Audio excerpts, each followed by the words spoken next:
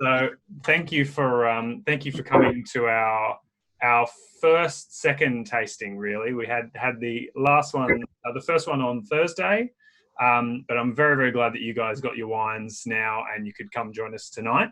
Right. I'm very happy to be trying the wines again. It was a great first tasting last week, and I hope we can.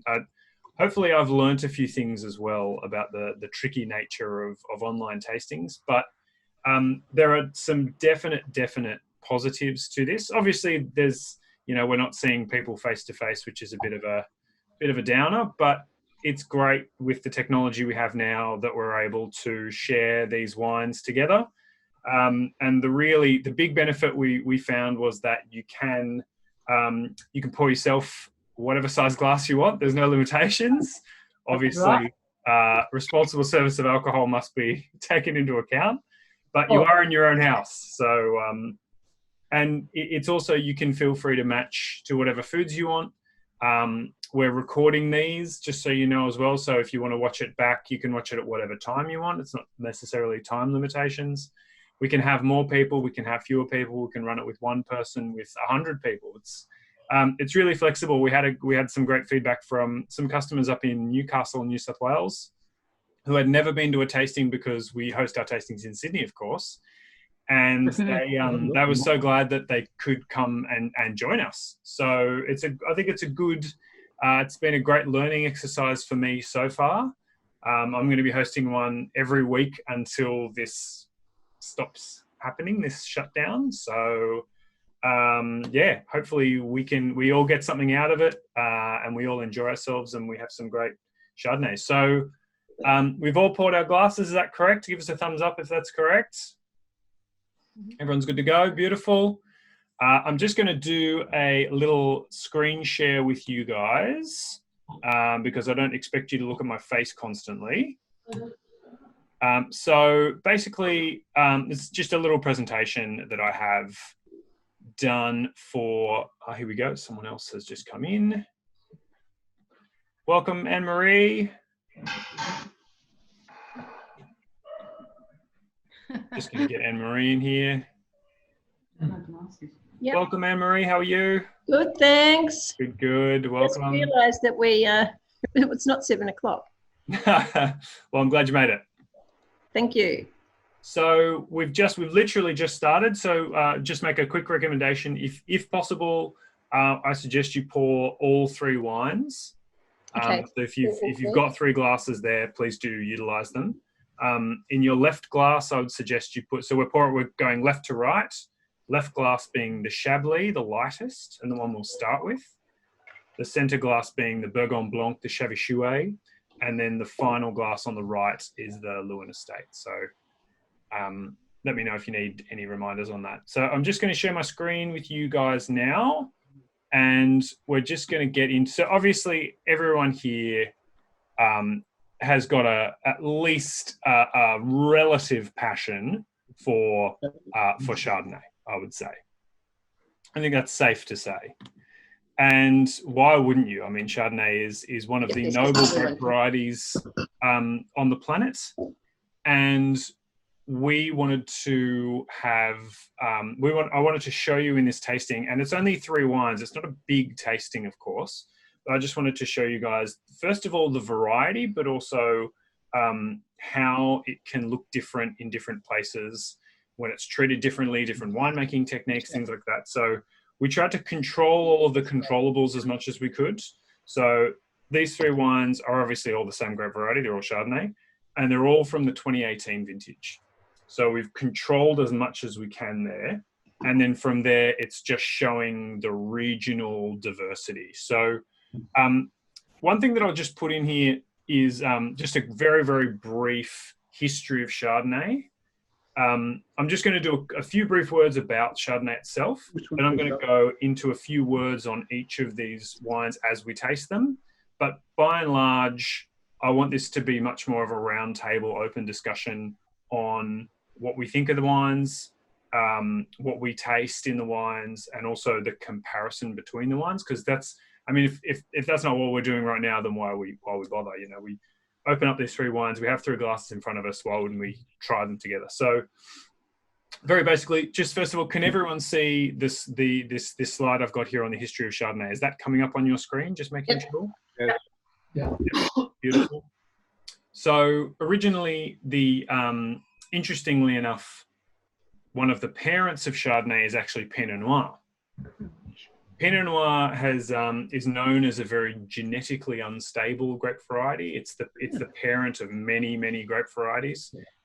Pinot Noir was the original one in Burgundy, and then it became Pinot Blanc, Pinot Gris, Pinot Meunier, Pinot Grigio when it was brought down to Italy. So it's the parent of a lot of modern grape varieties today. And when it was blended with Gouais Blanc, which is now an incredibly rare white grape. I think there's one in Heathcote that's grown. It created Chardonnay. So the Romans brought Gouais Blanc from the Istrian Peninsula, so modern day, former Yugoslav, modern day Croatia. And when Gouais Blanc was brought across with the Romans, it naturally procreated with Pinot Noir, and Chardonnay was the child of that. And then the Romans figured out how successful Chardonnay could be, how reliable it was, how flexible, how delicious, the crop size it would give. And then they decided to plant that, and Gouais Blanc basically was put to the side, and Chardonnay became the go-to. So that's a very brief history of Chardonnay. And then the big important question is, why Chardonnay? Why are we talking about Chardonnay? Why is the first online tasting I've ever done going to be on Chardonnay? What's so important about Chardonnay? And the reason is that every winemaker and every wine region worth its salt has a go at Chardonnay. Chardonnay is it's almost like a blank canvas. And every true winemaker that wants to really try their hand and show how good a winemaker they are, they will try Chardonnay. Everyone tries Chardonnay. And that's one side of it. But the other side of it is the fact that Chardonnay is so adaptable. It evolves very quickly to match itself to the conditions of a place where. Just give me 1 second. I think someone's just joined us. No, I'm just hearing things. It adapts itself to the environmental conditions of where it's planted very quickly, as in less than one generation. So you can take a Burgundy clone of Chardonnay and you can plant it in a very warm climate. For example, the Hunter Valley, which is legitimately what they did. They took cuttings from, Maurice O'Shea took cuttings from Burgundy and he planted them in the Hunter Valley, which is a subtropical climate. And Chardonnay still survives there today. So it's incredibly adaptable. And sometimes there are plenty of grape varieties that are very adaptable. Grenache is one of them. Grenache is known as being a weed. It will grow absolutely anywhere. People say Grenache could grow on the moon. I've heard a winemaker say. But does it make a good wine in those other places? Not necessarily. It needs specific environments to make a good wine. Chardonnay, I think, is the exception, where it doesn't seem to matter where you put it. It still makes a reliably good wine. And that's why those two things, the winemaking and the love of Chardonnay itself, but also its adaptability put together, means that Chardonnay is one of the most popular white grapes in the world. So what we're going to see here now, because, as I said before, Chardonnay, like I said, it's a blank canvas. What that means is it is actually relatively neutral as a grape variety. There aren't it's not like Sauvignon Blanc.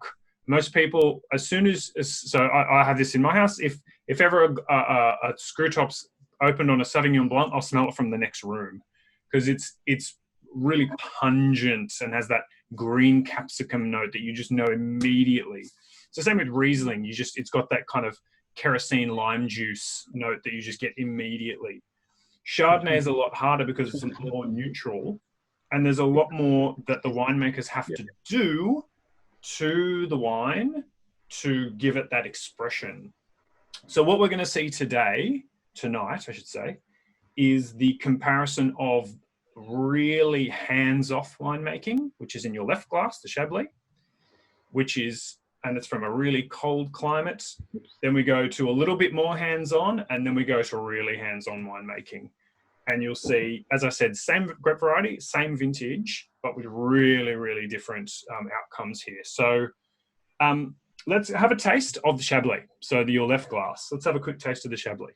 So this is made by a small producer called Louis Moreau.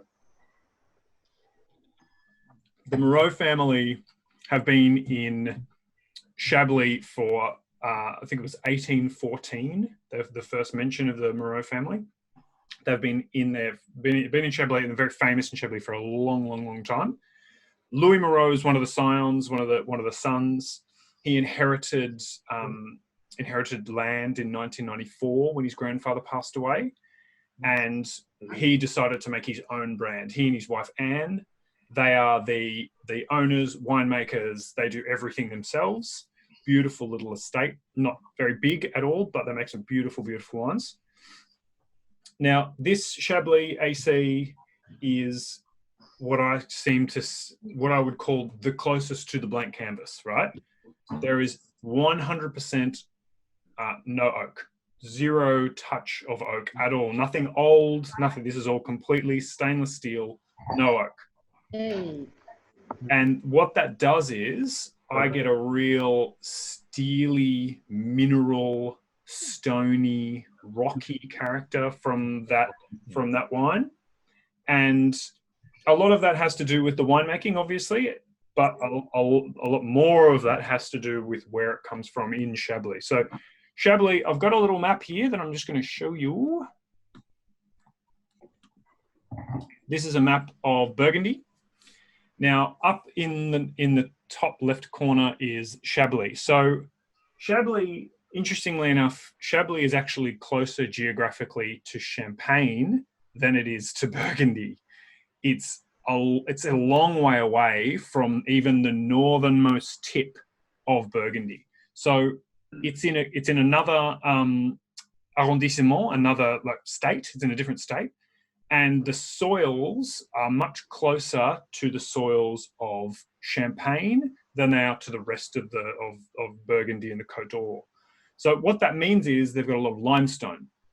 Underneath the soil is this enormous bed of limestone. Limestone is basically millions of years ago. There was a sea in the center of France there, in the north of France and throughout Germany, and there was generations and generations of tiny, absolutely minuscule sea animals, sea creatures with shells.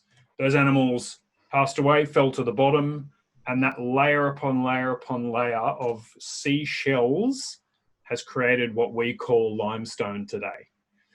This obviously happened over millions of years. So now, what does that mean for today? Limestone is a really, really good, as a subsoil. It sits underneath the soil, and when the rain falls, it passes through the topsoil, and it goes into the limestone, and it basically sits as a well. This beautiful well of water sits within the limestone. Limestone, if you've ever been into a limestone cave, it's always slightly damp, even in the middle of summer. You touch it, and it's got that chalky. You can feel the moisture, and the texture of it is always quite moist. Now that's because it is so porous and it holds water really, really well. So what that means is, even in the hottest summers, the vines have a way of, they go into the limestone and they can suck up the moisture from that limestone. Now, they're not only sucking up moisture from the limestone, at the same time, they're taking nutrients with them, because that's part of the limestone. So that's why when I taste this, when I smell and taste this, I get a real stony, almost not quite slaty, but a mineral character.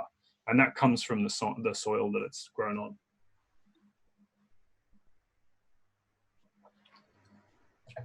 It also has a lot to do with the acidity. So that the far northern climate means it's much, much cooler. The summers are very short.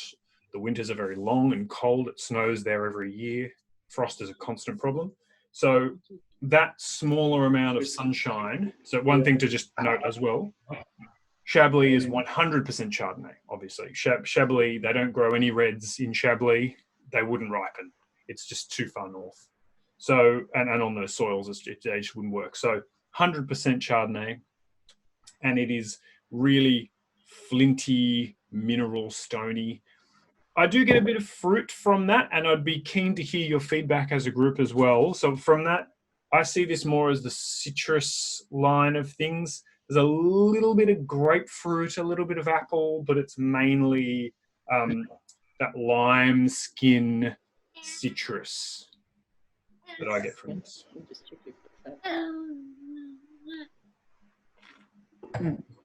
So, any questions so far on that one, on where we are? That all sounds all right? It's lovely. I was expecting it to be flintier. Yeah, I thought it would be more austere than that. Now that's a very good point. So 2018 has seen, so this has another little point that I'll get into that I don't want to get too technical on it, but has anyone ever heard of the term malolactic fermentation? Mm-hmm. Yeah, malolactic fermentation is something that goes hand in hand with Chardonnay a lot. And malolactic fermentation is basically, I'll just give you the quick, this is the full rundown if anyone wants to actually read it, but you don't have to. I'll give you the quick one. It's basically, it's the softening of the very, very tart citric acid to softer malic acid. So the classic example of citric acid is when you bite into a green apple that is very, very high in citric acid. And that really mouth-watering, crunchy green apple acidity, it takes a hydrogen ion off that and it transfers it into lactic acid. Lactic acid is the acid you get in yogurt. So obviously still acidic, but much, much, much softer. So historically in Chablis, malolactic fermentation was rarer because it was so cold, especially over the winters. So you'd harvest everything as the winter was coming in. You put everything in the crusher, you crush everything up, you put it in the barrels, you start the fermentation. Fermentation requires that last little bit of autumn sunshine to get it going. This is before heating or technology, of course. And then during the winter, after the primary fermentation, that's usually when the malolactic fermentation occurs. Now that traditionally during the winter, that just wouldn't happen because it gets down to 1-2 degrees and the bacteria involved in this process just they weren't able to get going enough to have it. So in warmer years, you would get a little bit more. In this year, in 2018, which was one of the warmest years they had in Chablis, this is 100% malolactic fermentation, this one. So that's why you get less of that real flint, bright acidity. I still think it's pretty flinty, and especially when we go through the next wines, you'll see, and you come back to it, you'll see how flinty it is. But it's not the old school, Grosset Riesling, rip your teeth out acidity, that that almost Riesling acidity. So that's the Chablis. Any questions on that one, or are we okay to move on to our next one? Yep, very nice. Great producer, really great producer. So I'm just going to go back to our map in Burgundy here. So now we're going to go into Burgundy proper. Burgundy, of course, is the modern, been there for 2,500 years. But it is the home of Chardonnay and Pinot Noir across the world. It's where any winemaker worth his salt, his or her salt, will, a lot of the time, that they'll be trying to achieve what Burgundy does regarding Pinot Noir and Chardonnay. And if they say they're not, then they're lying. That's my opinion. But the next one we have is from a tiny little producer called Chablis.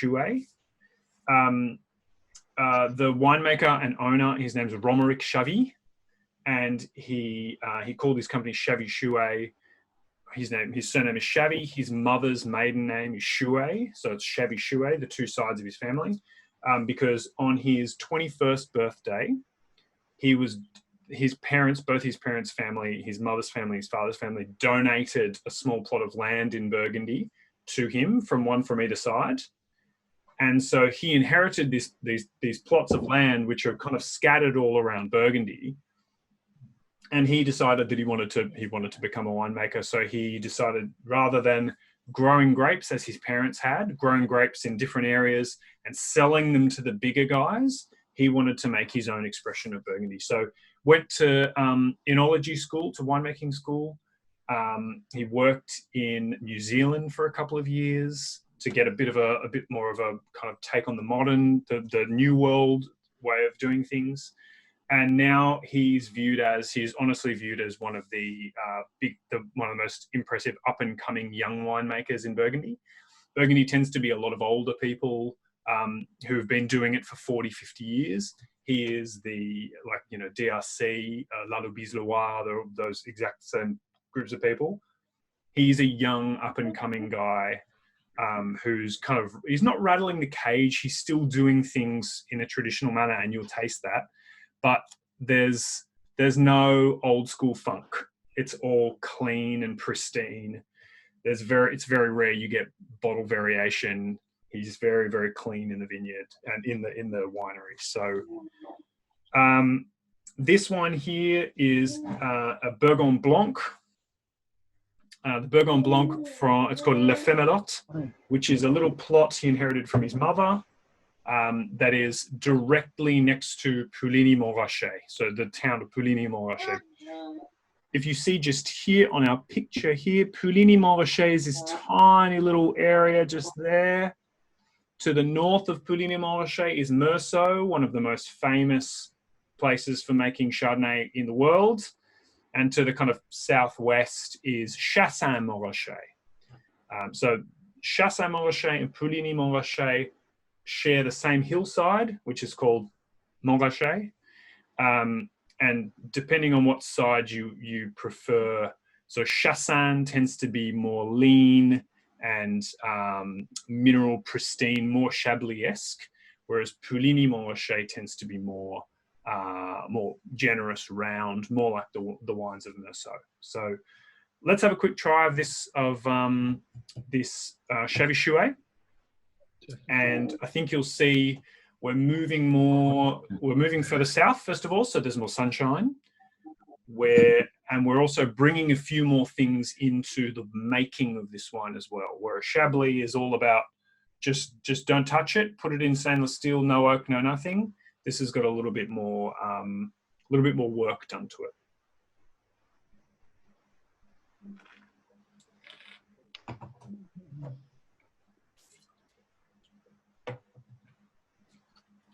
So 40-year-old vines in this little plot, planted back in the 70s, in the late 70s, so just over 40 years old. Planted at 10,000 vines per hectare, which is really, really dense. Everything's done by hand, of course, as it has to be in Burgundy. No machines allowed. It's on clay sand soils. So different soils to where we were in Chablis, where it's got that limestone subsoil. Clay sand, it holds the heat a lot more. If you think about clay and sand on the beach, that holds the day's warmth for a lot longer than anything like that limestone would.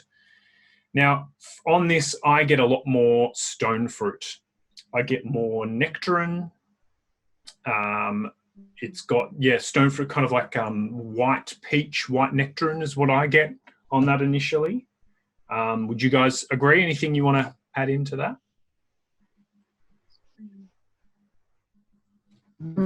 Yeah. It's amazingly soft. Soft, absolutely. The acidity, that's a good point, very good point. The acidity is less it's less in your face.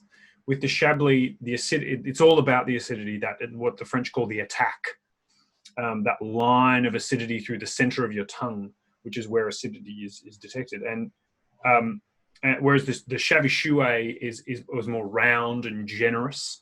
I get a bit of that like cinnamon, nutmeg spice, a bit of like nutty, buttery elements as well, which you get from malolactic fermentation, as we said, but also that comes from oak. Oak is obviously an incredibly important part of incredibly important part of Chardonnay, of the expression of Chardonnay, how you want to express Chardonnay. And we'll see that taken to the next level when we see our next one. So 100% malolactic again from domain Chavy Chouet. And then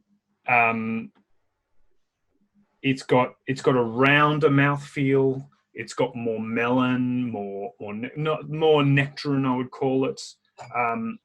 And it's, funnily enough, it's almost the same level of action. Ooh.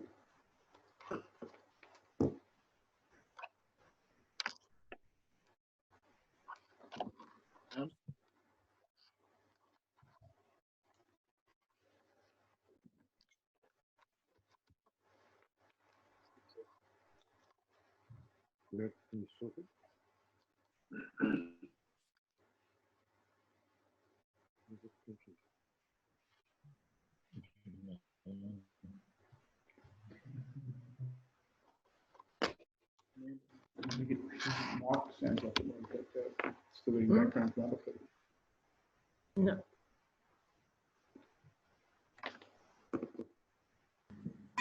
How's that, guys? Got it now. I'm very sorry about that. As I hit my microphone, I turned it off. Sorry about that. Thank you, all everyone. Yeah. No problem. So my last question just before that happened was, what do we think of that wine? Delicious. Yeah. No, it's good to contrast with the first one. That's a good point. And do go back. Please do go back. Pour yourself another glass if you need to. Go back. It was very even. I thought that it started and finished with the same intensity. It sort of was nice to have it not, tip off or have to wait for the flavors. It was a very round flavor. Yep. Absolutely. Yeah, that's a good point. There's your clean glass for the next one. I really, really love this producer. So yeah, we're kind of building in intensity here, leading towards our final wine, the Lewin State. So I've covered off. Sorry, what was that? No, did you say that aged in oak? That one? Yes, absolutely. So this is, I'll give you the exact numbers if you'd like. So it is aged for 10 months in all 100% French oak, 10% of which was brand new. So that's what gives it that oaky flavor. So what I've tried to do here is I'm trying to do the compare and contrast. So we go from 0 to 10% new to a lot more than that. So oak obviously it plays several roles in winemaking. First of all, traditionally it was simply the vessel that you would transport wine in. Then people figured out that it also imparted flavor and other characteristics to the wine. It helps with malolactic conversion. So a lot of the bacteria that enact the process of malolactic conversion, malolactic fermentation, they live in wood. They survive in wood. So it's a lot easier to get malolactic conversion. Like I said, this is 100% malolactic and 100% malolactic in this wine. You get that from that creamy mouthfeel that you get in this wine. But it adds to me, this wine, that 10% new, which is it's not a huge amount of new oak, enough for it to be noticeable. It adds to me, it adds like it's like I said, a cinnamon nutmeg spice character to it. It's quite a soft, gentle oak. It's not overwhelming. It's not big and smack you over the head with it. And the final thing that it does is it allows the wine to age slightly oxidatively. So one thing I'll get you to do is to pick up your first 2 glasses, hold them side by side, and just look at the colour. So, same vintage, same region, Burgundy, same clone, but the Chablis Jouet is a darker golden colour. This is number 2. I like number 2. We like number 2. So the Chablis is almost like a green, pale green colour. That's because it's been aged in stainless steel, which has no oxygen transfer because it's stainless steel. That 10% oak in this wine, just 10% new. I mean, it's aged in older oak as well, but that new oak allows very, very slow ingress. Very, very slow ingress of oxygen into the wine, and it makes it go a slightly golden colour, which is what Chardonnay is famous for, that golden colour.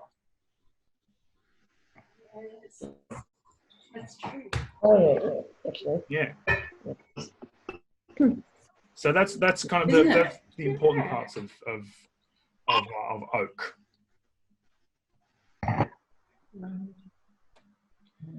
So we might move on to our third wine for tonight. Now, before we taste, I encourage you to just smell, and I'm very, very interested to hear your feedback on what you smell from this wine first and foremost. Well, we all know we don't have coronavirus because we can smell it. Yes, that's so true. Oh, look at that. Dogs know. They don't like alcohol, do they? So what do we think? Smells like an Australian Chardonnay. Smells like an Australian Chardonnay. That's very, very, very well put. It's very, very true. So the others don't have that characteristic that we're familiar with at all. Absolutely. So the evolution of the fruit spectrum is what I really want to point out here. So in Chablis, we started with I get lime skin, not a lot of fruit. Grapefruit I got a little bit of, but it's kind of citrus fruit. The next one, the Chablis Jouet, I was getting a little bit more nectarine, stone fruit. With this Lewin, I get a lot more tropical fruit. So I get the biggest note that I get immediately from that wine is rock melon, which is absolutely a tropical fruit. The next thing that I'll point out, and that ties a lot into your point of it smelling a lot like an Australian Chardonnay, is the fact that I smell a lot of oak on that. I smell a lot of cinnamon, nutmeg, cedar spice, clove. I get a lot of clove on that. And all of them are quite complex characteristics that are what the summarized term is called wood spice. So it's spice characteristics that come from wood. So let's have a taste. I have been already. Let me call you the nose from now on, okay? That's all right. Isn't that? I'm known as the nose in this perfume thing. The nose. Oh, really? Hey. What really amazes we did this on Thursday, and we sort of began because Anne-Marie's online and she couldn't do it last week, but we just preferred the Margaret River because that's what I'm used to drinking. But today, the French wines have really done it for me. It's just amazing what a few days difference makes, and Absolutely. time around. It's very interesting. I mean, when I would hazard a guess that the vast majority of you listening to me now have grown up drinking Australian wine. I mean, in Australia, and you know, I'm definitely one of them. In Australia, we tend to drink predominantly our own production, and there's nothing wrong with that at all.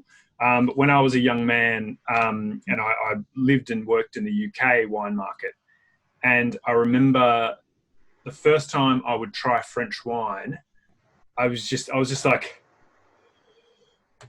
where is it? Like, where's it gone? Like, there's nothing there. Because when you grow up on Australian wines, you're so used to power and abundance of fruit and flavor, and you know, there's nothing hiding. There's nothing subtle about it. It's all right there for you. There's nothing. You don't need to go searching for anything. No. But in all honesty, after living and working in the UK wine market for several years, you do gain an appreciation for that, for elegance, subtlety, and then I'd come back every now and then and try an Australian wine and go, whoa! It just knocks your socks off. True. No, everything has its place. Everything has its place. So, what I would most encourage you to do while I tell you a little bit more about the Leeuwin wine, try the Leeuwin, then go back to the Chablis, and that's where you're going to see this huge disparity, this big difference between the two wines, because we are talking about opposite sides of the planet. Seriously different climates, despite it being the same grape variety. Very different day-to-day sunshine hours, rainfall, soil types are completely different. And then winemaking is obviously very, very different. So a few quick words on Leeuwin Estate. So Leeuwin Estate was one of the founding five in Margaret River, one of the first 5 wineries that decided to have a go in this far-flung corner of Australia. Now, not a lot of people know this, but they had an American man. This was in the 70s. There was an American man who came over, and the Hongle family, who owned a cattle ranch, which is now Leeuwin Estate. They had an American man come over whose name was Robert Mondavi, and he told them this is perfect for making wine. This area is just... Told them what? Sorry? Sorry, I missed that. He told them what? Oh, okay. Yeah, he told them it was absolute perfection for growing grapes and making wine. And they took his advice. So has anyone ever heard of the name Robert Mondavi before? Yeah. Yeah, Mondavi. If you ever go to the US, you go into a supermarket, the Mondavi name is everywhere, absolutely everywhere. The Mondavi Wines is one of the biggest wine brands in the world, and most definitely in the US, but mainly based around California, especially around the kind of Napa Valley area. So he introduced them to Chardonnay, which was massive in the US at that time, which they planted with gusto. He also introduced them to oak, lots and lots of oak.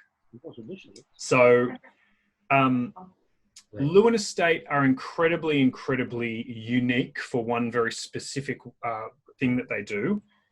Every single year, no matter what the vintage conditions, no matter how much rainfall, sunshine, drought, whatever, every single year, the Leeuwin Estate Art Series Chardonnay, which is their absolute top line, is put into 100% new oak barrels. Wow, where do they get these oaks from? It's all French oak. It's all imported French oak that they have to bring over. It's made, all the barrels are made in France. They have to put them on pallets, put them in a container, bring them in. and then they have to put them through quarantine and then bring them out. So it is a colleague of mine worked for Lewin Estate for many, many years, and he said that on the balancing books, when you balance the books, the number one expense for Lewin Estate was oak every year. The sheer number of French oak barrels they had to import was astronomical. So every year you need brand new oak for your top wine. So what do you do with all this oak that you've only used once? Well, you use it for your prelude. So the prelude is their second wine. It's their follow-up wine, the prelude. And this goes into 100% French oak that's only been used once. So second fill. Now, oak over time, the more times you put wine into it and then bring it out, the more the flavor and character is sucked out of the staves themselves. So one thing we've got to remember, alcohol is a solvent. So it literally does, it pulls out of the staves, out of the wood, it pulls that flavor. So once you get to around about the fourth or fifth, usually with French wines, fourth fill, you've pulled all of the flavor you can out of that barrel. So there are certain producers that don't like using stainless steel. They will instead use old barrels. So they'll use barrels that they've used 20 times before. Sometimes it's more like 50 times before. Make sure they're cleaned properly, and then they'll just refill them with no risk of there being any oak flavors whatsoever in them. So why do people frown upon putting oak staves into the barrel, just planks of wood? Tradition. I know that's frowned upon, but why? I don't know. It is, and even more would be putting oak chips. Oh yeah, yep. Which I've heard of many times in some fairly industrious producers, but it's frowned upon because it's not the tradition. But the tradition, so there's actually nothing wrong with it. It's just not traditional, like Stilton screw tops. Absolutely. There is absolutely nothing from a health and safety hygiene perspective. There is absolutely nothing wrong. From a stability perspective, there's nothing wrong. It's actually more efficient. It's considerably more efficient because when you put it in a barrel, it's only touching the inside of the stave. When you use a full stave, you're using all four sides of it. So it's a much more efficient way of getting that oak flavor. And that's why chips are the most efficient, because you chip the whole thing up and you've got this enormous surface area. I'll go for sawdust. That might be slightly harder to get out. Yeah. Just joking. One. You need to filter. So we go from coolest climate, no oak, slightly warmer climate, little bit of oak, a little bit of winemaking, warmest climate, 100% oak, and not new, but only first fill and very high quality, very noticeable in the wine, I find. Amazing. We go from citrus through to stone fruit through to tropical fruit, and I think that can't be downplayed as well. I think the Chablis would look out of place if it had new oak on it, because all you would taste is the oak. Whereas with the warmer climate, tropical fruit that's more abundant and more prolific and is more noticeable immediately, you need that oak to rise to the fruit spectrum that you're growing. So I think that's what Lewin have done. Stabilize.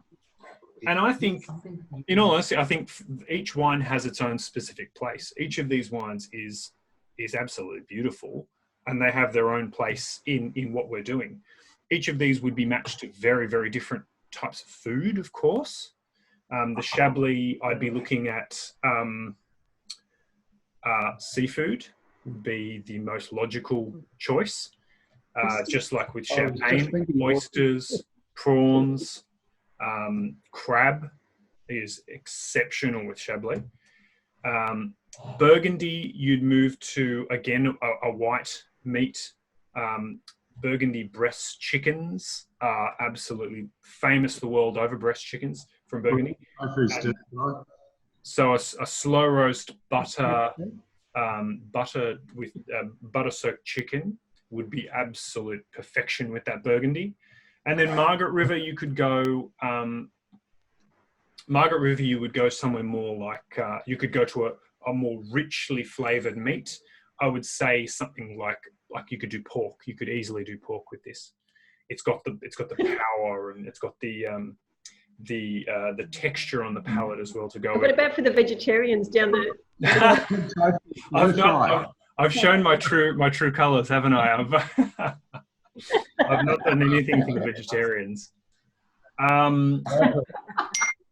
You know what? You know what? Would go absolutely beautifully with this Lewin would be something like a Thai mango salad, like a green mango. Oh, I think would be excellent. Yeah. And an onion tartare Yeah, absolutely. Tartare, with absolutely. the Chablis. With the Chablis, yeah. yes, yeah, definitely. So now we've got so those are the three wines. That's my story on these wines. You've got your map there to show us where we are. Do we have any questions on either of those wines, or have I exhausted you with my diatribe currently?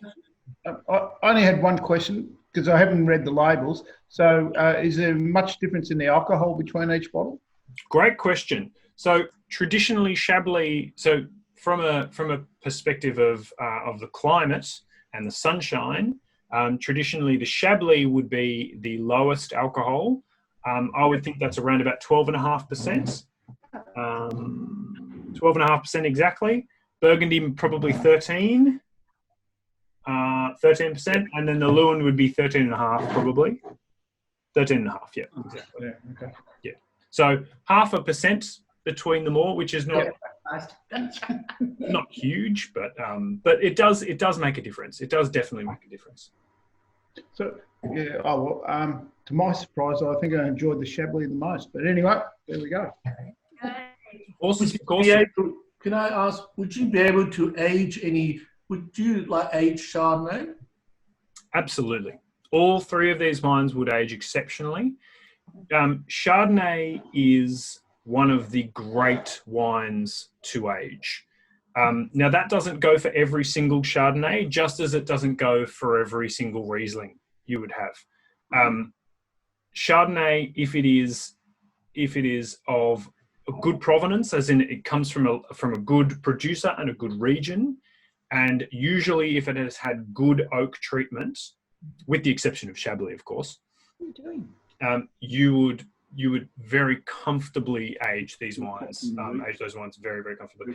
I mean, white Burgundy is known for its very, very long age, its ageability. It's comfortable in decades of aging, absolutely. And I'd put Chavy in that most definitely. Sorry, one more thing. How would the character of the wine change with Chardonnay with aging? You know, like with Semillon and with Riesling, they have particularly character that change. With Chardonnay, how would that change? So with a wine that has been oaked, so I would say most especially with something like the Lewin Estate, the last wine, the oak character would become much more dominant in the wine. The fruit. So what happens with wine as it ages is the polyphenols, which are the flavor compounds, they start to degrade or they start to change in their character. And that's where you go from primary fruit flavors to secondary or tertiary flavors. So tertiary flavor in a Chardonnay is where it turns from being that fresh wood spice, so fresh nutmeg, fresh clove, goes to a more caramel spice flavor. and the fruit spectrum changes from being like rock melon to more of a excuse me, more of a caramelized fruit. So mango is really common in older Chardonnays. It's more that slightly sweeter style of fruit, if you understand what I mean. Yeah. And a stronger And what, sorry? Thank you. sort of fruit. Like mango is quite a strong tasting fruit. Absolutely. Yeah, absolutely. So the other thing that happens when wines age is that the acidity, so most strongly seen in the Chablis tonight, the acidity, it starts to kind of get comfortable in the wine. And what I mean by that is it's harder to detect that really clean line. It ameliorates itself into the wine. It kind of softens into the wine. And it becomes, older wines are known for being much more, they're less individually defined. They're less angles. They're more kind of just a more complete, solid wine together. And I can see that with the Chablis. At the moment I see the Chablis, the acidity is just so sharp and tart.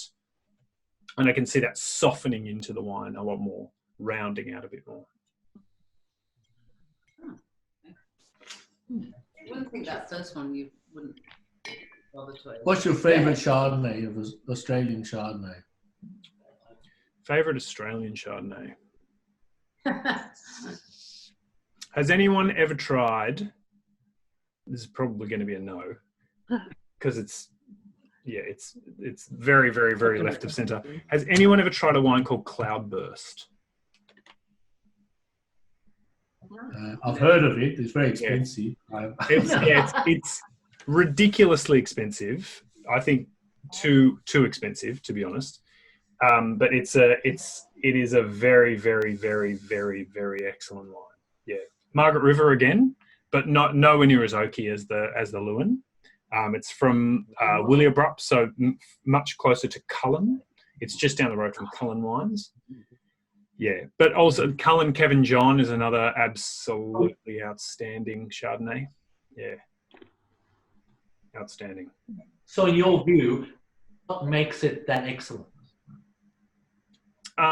For me, the answer is always balance. The answer is always the attention to detail that the winemaker has obviously made in their decisions in the field while the grapes are growing. The decisions about how much rainfall there has been, how much sunshine, what that means to the final grape. Then there are the decisions in the winery to match that as well. Ultimately, what you want in a wine that really blows you away, which I must admit the Cullen Kevin John 17, the recent vintage, really did do to me, is they're such complete wines, even young, they're such complete wines, and they're so exceptionally well balanced. There's nothing in there that dominates your nose or your palate. Everything just you ride that wave in the same way. So for each of these wines that I've brought tonight, that I've told you about tonight, every one of them has an aspect within it that I have pointed out as being noticeable, which in a way makes them less balanced wines, but they are very young wines, to be fair. So to me, an exceptional quality wine is one that is completely well balanced and integrated within itself. And sometimes that does take time, is the truth.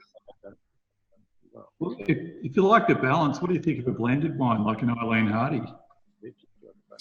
Well, that is the ultimate question. I mean, that's like Grange.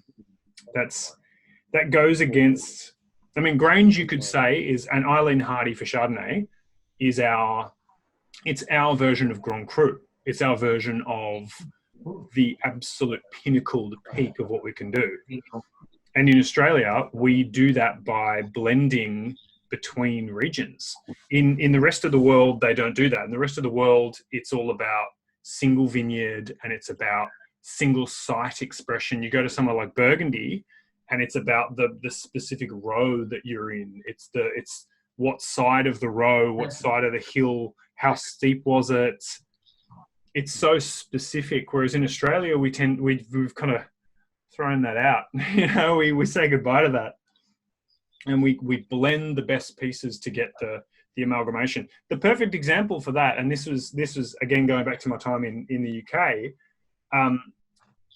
One of my favorite wine styles, which I would get absolutely paid out by all of my colleagues in the UK, is Shiraz Cabernet, the Australian red blend Shiraz Cabernet. And all the people in the UK would say, why would you blend Shiraz from the Rhone and Cabernet from Bordeaux? That's just madness. That's just stupid. Why would you ever do that? And then I remember bringing orange and mango. but I remember bringing a blend over to them. It was one of the I think it was a Cyril Henschke, and I poured it blind to them, and every one of them was absolutely, they was like, which Bordeaux house is this, and what? It's just, yeah, it was hilarious. I think in Europe they are their hands are tied by tradition. Whereas here, we just don't have that. We just throw that out the window. So that's where we have to embrace that. So I think, and a wine like Eileen Hardy stands testament to that, absolutely. Whereas in France, they're just It must be champagne, it must be this, it must have coffee. Yeah. And it's the beauty of France too. Like to go there and it's fantastic. It's nice. So I think that might bring us to the end of our tasting tonight. Anyone in Australia that is making wine like that Chablis? Great question. So as a broad scale summary, I'm going to have to say no, because even southern Tasmania is still much, much, much warmer than Chablis. We literally do not have, even talking in the Blue Mountains or something, we just don't have the same climate that they do in Chablis, and we don't have that much limestone here in Australia as well. So replicating that is very, very difficult, just from a naturally what's available perspective. Yeah. But that being said, there are several producers who have gone down that Chablis-esque road. And I've got a little slide here about that. So there are several Australian producers in the Yarra Valley that are really going out of their way to make something as close to Chablis as we can possibly do here in Australia. They're doing no oak whatsoever.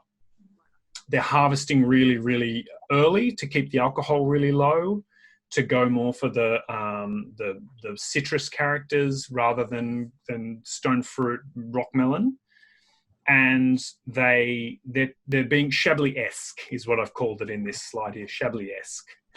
So the Yarra Valley would be my answer. There's producers like, there's a small producer called Soumah, Soumah, Soumah in the Yarra, and Hoddles Creek do it as well. They do a little like a Chablis project that kind of tries to replicate it as much as we can. So that'd be as close as we get.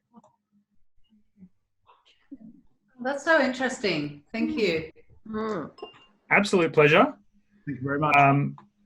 Our next tasting is, we've got a Mosswood tasting on Thursday, but that's already sold out, unfortunately. I'm going to send you all the links for all of these wines. They'll be in the chat, which is to the right of your screen. I'm just going to do that now. I'm just going to change the screen here as well. And then next week, exactly, next week, I'm going to be doing a similar thing to this with the wines of Italy. So this will be on, we're going kind of north to south through Italy. So we're starting up in Veneto, which is around the region of Prosecco, Pinot Grigio, and some other interesting Valpolicella, things like that. Then we're going across to Piedmont in week 2. Then we go down to Tuscany, very, very famous Tuscany in week 3. And then we finish down the south with some Nero d'Avola, some Etna wines. So if you're interested, there are still a handful of tickets left to that. We've just got to make sure we get you the wines in time. That's the big trick for us here. And I'm just going to... And David, have you put that? Sorry. So I'm just going to send you through. So you'll see here all of the links to all the wines. I've just chatted them to you now. I'm also going to send you guys, if it's all right, I'm going to send you a little survey to fill out. It takes about 60 seconds. And it's just literally, I made this morning. I literally just want to know what you got out of this. I want to know what you enjoyed, what you didn't enjoy. Be brutally honest, please, because I want to make sure that these are as good as they can be. I mean, in all honesty, I'm standing in my house drinking wines. I mean, this couldn't be easier for me. This is an hour of my time. So if I can make this a really, really fantastic experience, and we can bring in people that would traditionally have never come to a tasting because they live rurally, then this is such a great opportunity. So I really, really, really would love your feedback. So, this isn't something that I get a commission from or anything. This is just me wanting your feedback. So please, please, please do send it to me. I'm going to send you guys all an email once we finish here, okay? So if there's anything you need to know, just ask me, reply to that email I sent you. You've got my direct line. I've shared the links for all the wines. If you want any more of them, if there's something that you absolutely adored that you need more of, there's plenty left of everything. So otherwise, if there's any other final questions, just let me know while I finish my glass of Lewin Estate. But otherwise, thank you very much, everyone, for coming. It's been a really enjoyable tasting. Thank you very much for being patient with me as well. It sometimes can be a little bit hard with technology, but it's been relatively straightforward tonight, which is good. Great idea. Thanks, Mark. Yeah, it's been amazing. Thank you so much. Absolute pleasure. I hope you guys enjoy your night, and hopefully we'll see you at one of these again soon, okay? Thank you. Good night, everybody. Have a lovely night. Have a good night, you too.